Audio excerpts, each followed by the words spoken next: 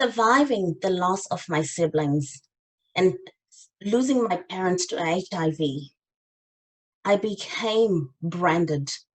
I was the orphan, as they call us, the AIDS orphans. That's what they call us. One of my dear cousins came to me and she looked at me straight into my face and she said, Lynn, I've got a very good question I would like to ask you. Aren't you scared to lose people that come anywhere near you? People that are going to come close to you because you're so used to people dying around you. Wow, I became the person of death, really. In that moment, that's where I found my strength. It was such a profound moment for me that would become my point of reference. And whenever I felt that I was giving up, I would remember that question that my first cousin asked me. I knew that I needed to go deep into my heart, deep into my soul, and I would move mountains with that question. Hello, everyone. My name is Lynn Pasi. I'm 36 years old. I'm in Sydney, Australia. I'm here to share my story and hopefully inspire people to elevate others in life. This is a true story, and this is about the power of elevation. At 18 years old, I traveled all the way from Zimbabwe, and I had no idea of what was in store for me. My future seemed so dark, it was gloomy. My future was bleak. It was painful. I couldn't see anything happy coming out of it. But I was traveling overseas. My aunt had arranged for me to travel from Zimbabwe with my cousins, which I inherited as my sisters. They were toddlers. I'd left them in my care for nearly 2 years, and I was just waiting for them to travel to New Zealand. So I traveled with them. I remember when I was told that I was going to New Zealand, I felt broken. My dreams had been shattered. I wanted to I wanted to join my sister in the UK. I've got a stepsister in the UK. So I was so desperate to be reunited with somebody who would remind me the greatest love of all, something that was taught to us by our parents. So I became broken. I was unhappy, I was scared, and I didn't know what was going to happen. Why New Zealand? I was angry. Why not the UK? I would cry myself to sleep every night until the day that I boarded my flight on my way to New Zealand. Life seemed so unforgiving. It seemed so harsh. Had I not lost enough, bearing 9 family members in my life? I got to New Zealand. I accepted the fate that had been written by my family. So I arrived in New Zealand. I couldn't go to university. I couldn't afford to pay international tuition fees. None of my extended family members could afford to pay my tuition or my tertiary education. They couldn't afford for anything. But I was in New Zealand. I thought life was going to be great. I lost hope. My dreams were shattered. I couldn't be that person who was going to be a successful academic in life. I was going to be a failure. What was I going to tell my friends that I went to high school with? What was I going to tell my principal who had so much hope in me? What was my family going to think? But at that point, it didn't matter. I get so emotional when I think about all these things because these are the things that define you as a young African woman. Education. They celebrated that I was going to amount to nothing, the orphan who is possibly going to be impregnated without education, just be a nobody in life. Whilst in New Zealand, in the weekends, I would sell sausages at a convenient store. It's called the Warehouse. People in New Zealand know it. I would stand by the door and I would sell sausages every weekend. It was humiliating. It was painful.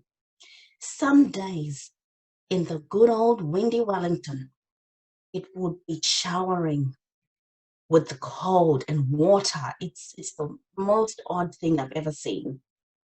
I would freeze.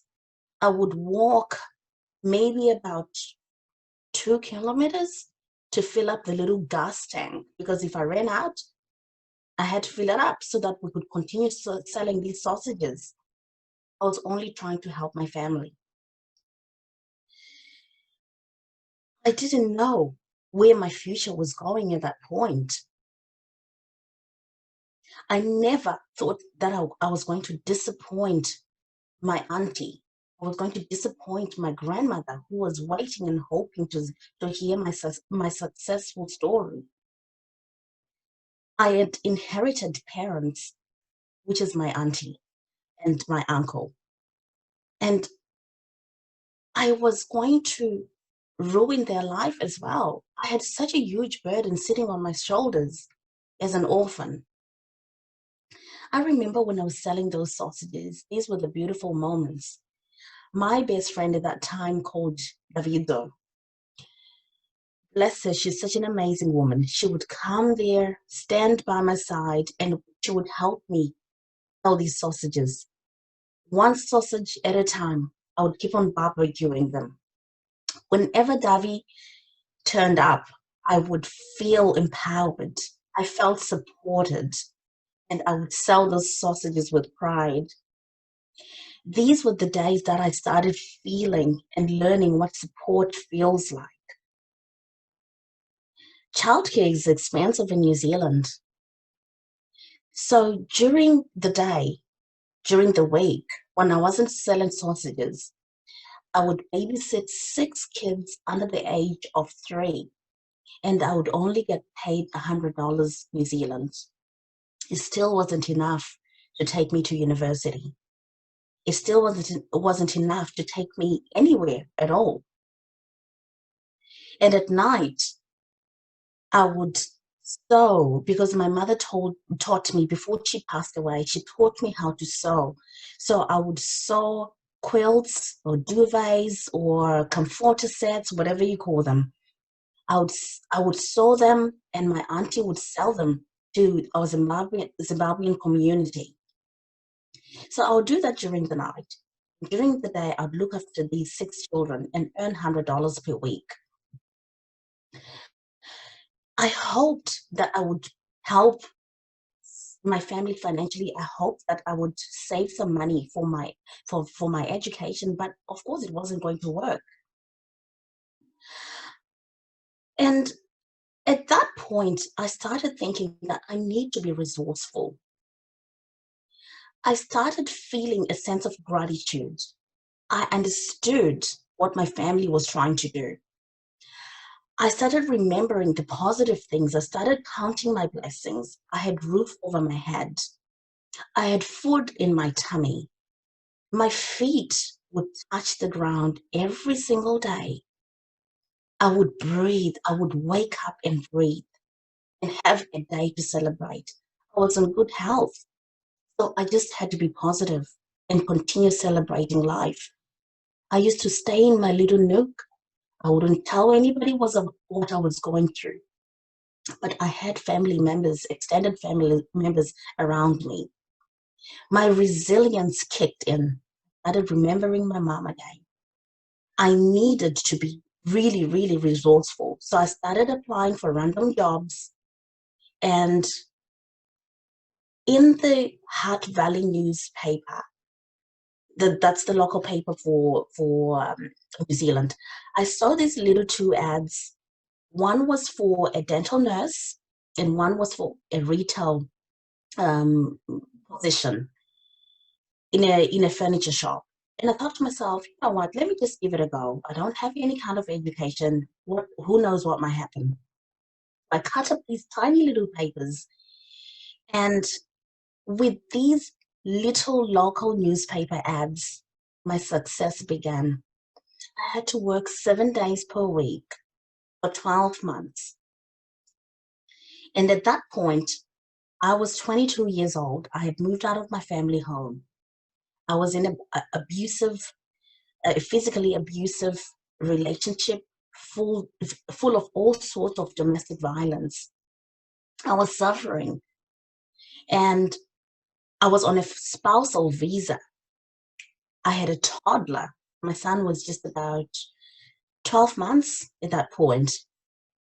My extended family was just a stone throw away from me, but I still couldn't ask for help. Started investing in myself, and I started eliminating limiting beliefs. I enrolled in my dental course and I studied. I passed despite the unhealthy situation I was in, despite the unhappy marriage I was in, despite the pain that I was going through. I remember I would sit in my little closet and I would study, and using my little torch, I would read my books. I was determined to succeed. I kept on pushing, and I would hide my books away from my ex-husband so that I could finish my course. I didn't want to come across as an ungrateful woman who didn't appreciate that I had been married. He had given me elevation in life. He had given me success in life. So getting my education to him was a sign of disrespect. So I had to hide my studies away from him. It was painful. I would cry at night. Along that way, I started meeting some amazing people who elevated me. They invested in me. They trusted me.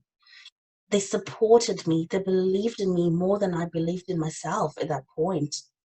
These were amazing leaders who taught me. They inspired me to be a leader. Trust me, I know the difference between a leader and a manager. These are they are really good leaders. They mentored me. They coached me. They trained me. They did everything in their power to make sure that I succeeded.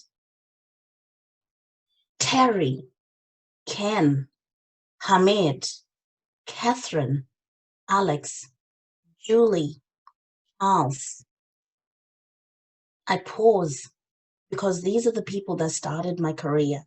These are the people that became a platform. I stood on their shoulders for years, for many, many years, and they guided me through. They believed in me without doubt.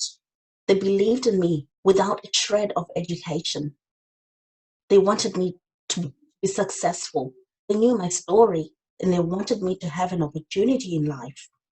Corinne, Sue, Leonie, Isha, these are the ladies that today are supporting me. They ground me, they respect me, and they give me a platform to be the best person I can be. These people have truly turned my life around. They've equipped me with skills I never imagined that I would acquire. I do appreciate what my family did for me, but my family could not provide the education that I needed so that I could make it in life. Strangers came along and they supported me. I say these names with pride. They elevated me. They gave me this opportunity. For me to be here, it's an opportunity that came my way. They purposefully and consciously created this platform for me to grow. They gracefully paved the way for a young African woman, an immigrant, to flourish when life seemed so bleak. I am humbled by their generosity, passion. I've taken it upon myself, pay it forward. In these desperate days of COVID, in one thing that always plays on my mind, I always wonder what people are doing out there. Who are you elevating? Think about it. Who are you elevating? We are responsible for the future generation. There's so many platforms, online webinars for people to teach, for people to pass on resourceful skills and knowledge so that people can grow and be the best people in life. I work in an amazing role in management in a corporate field. And my job feels like it's a hobby. And these people made it happen for me. And outside my full-time job, I run my consulting business that focuses on life skills and communication skills. My passion is engraved in my vision, which is to bring the best out of everybody that I encounter. And in my business, I focus on coaching positive mindset thinking, which helps you find your ikigai, which is your reason for being or your purpose. The priceless wealth that was left by my parents is a legacy for forgiveness, love, and wisdom. I live by this bold foundation, and it's within my heart. They also left some core values and principles that I strongly believe in, which are resilience, humility, unity, healing, perseverance, courage, and passion. I will always honor my unconditionally loving stepfather, Jonathan, who was my superhero, my dad, and my angel, my pearl, my diamond, my mother, a rare breed, an extraordinary, exceptional woman who gave me all this strength. I was taught integrity, respect, and I will always live by those standards. I was taught to forgive.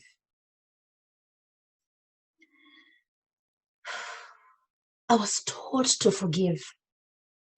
I can love purely and unconditional.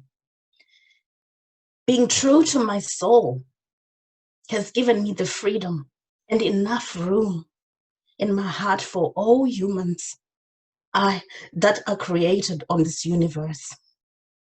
I urge you, in everything you do from today onwards, honor the power of elevation. Be conscious of your actions. Help. Give people opportunities. It doesn't matter who it is. Give people room to grow. Do not judge people. Their success is through you. You have no idea how many lives you'll be saving. People have saved my life from committing suicide because they believed in me. People have saved my children because they believed in me. Live your life. Be intentional. If you truly believe that this message or my story can help anyone out there, share it. Come to my page, Lynn Pasi on Facebook. Come to my Instagram, Lynn Pasi7. Reach out to her story, Women's Global Empowerment, and we can save people out there. I sincerely appreciate this platform, and I'm sincere and grateful for people who have helped me in my life. Thank you.